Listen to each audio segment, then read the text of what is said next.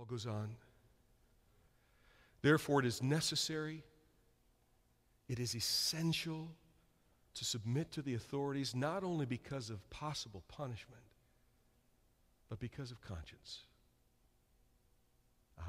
Conscience, right? That little voice. But you know, brothers and sisters, my hope, my passion for you and for me is that we are not bounded by our conscience or our fear of punishment. That we are defined by the one who has redeemed us. And that's where I would say, instead of settling to be Christians, that's where we need to strive to be Christ-like. In Romans 12, verse 17, Paul says, "Do not repay anyone evil for evil.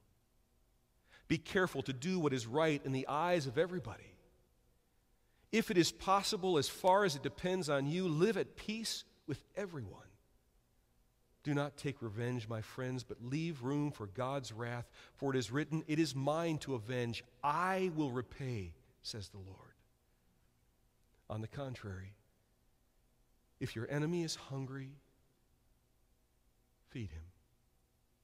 If he is thirsty, give him something to drink. In doing this, you will heap burning coals on his head. Do not be overcome by evil, but overcome evil with good.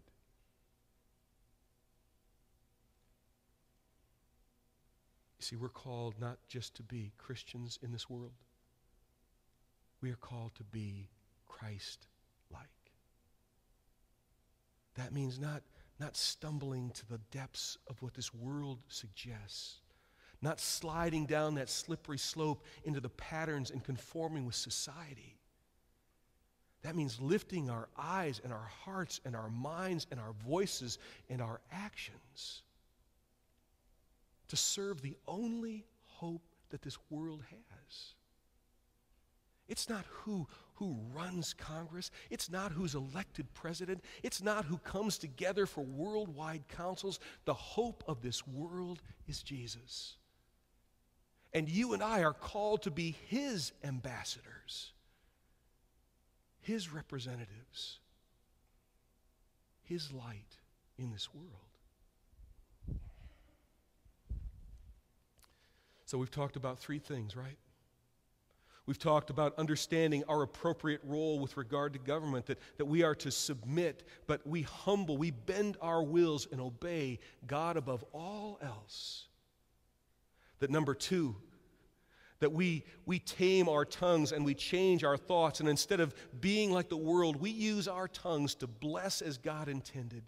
Number three, that instead of settling for being simply Christian, that we live lives that are radical because they are Christ-like.